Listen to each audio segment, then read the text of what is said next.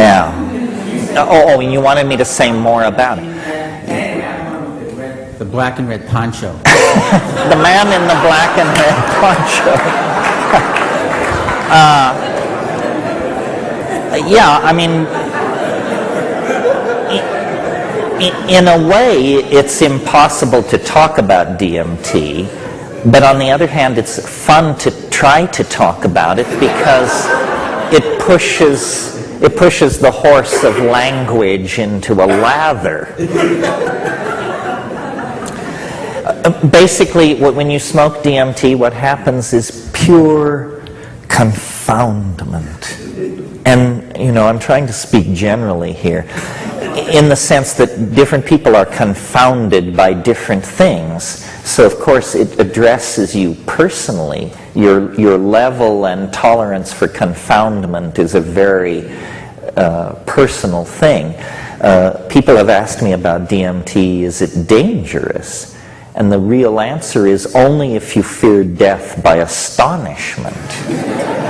And you deliver that line and then people laugh, except the people who've done DMT don't laugh. Because they understand, death by astonishment is no remote possibility. Death by astonishment is right there. When was the last time you were astonished? Unless I smoke DMT, it doesn't happen to me. Amazed occasionally. Astonished, never. Astonishment is when your jaw hangs for a long time. And DMT is simply confounding. Now, how could something be that confounding? I mean, you can imagine taking a drug and realizing that you should treat your partner better, or realizing that God really exists, or realizing that you should exercise more, or realizing that the planet is an organized intelligence. But how could something be as confounding as DMT is? Well, I think the answer to that, and it took me a while to get to this, is that the reason it's so confounding is because its impact is on the language forming capacity itself.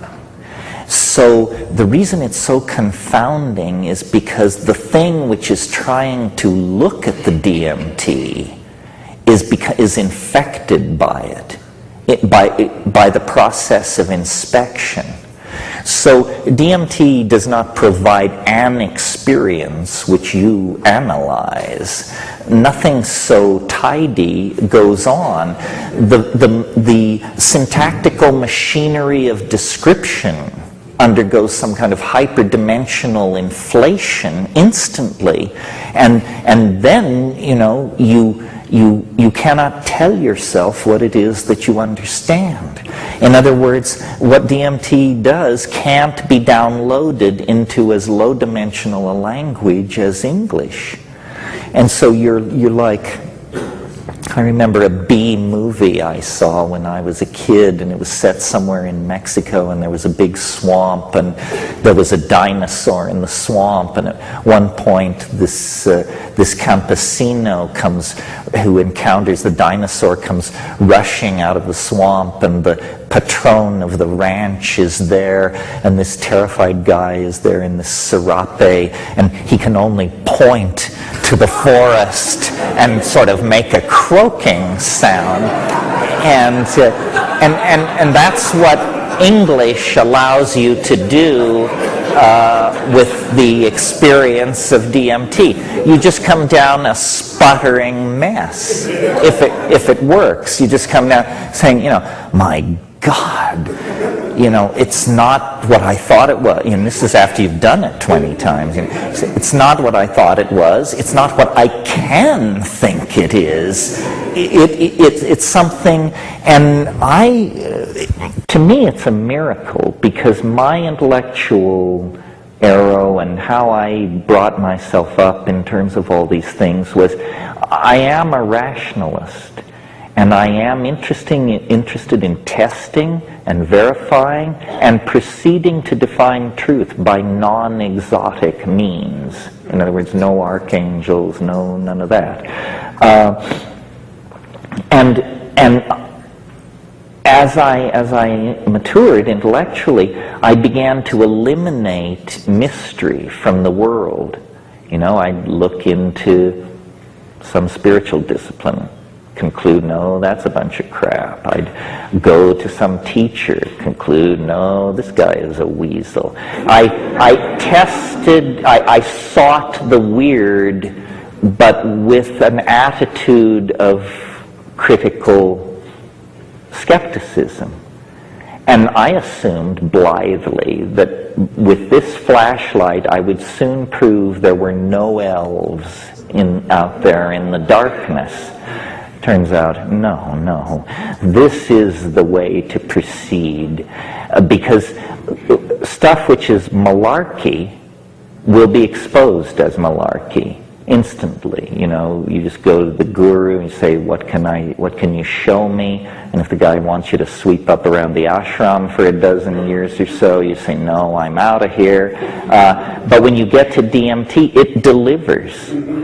It delivers. It is as strange as anything can be.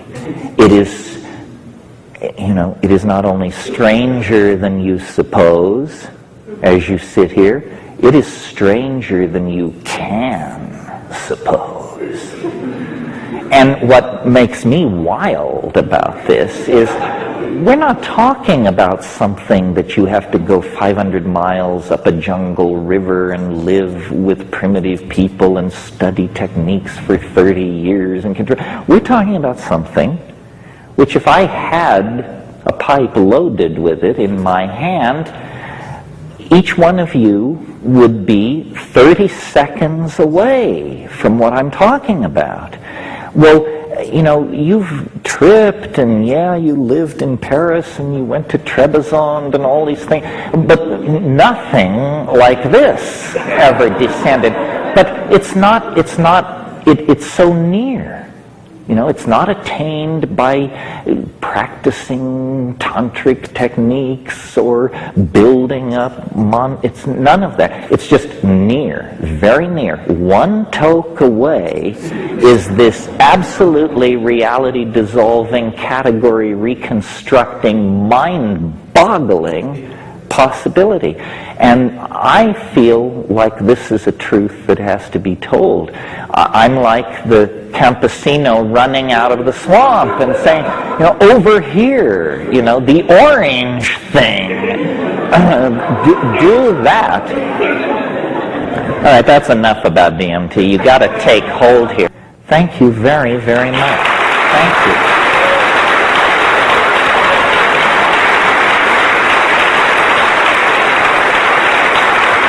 Thank you.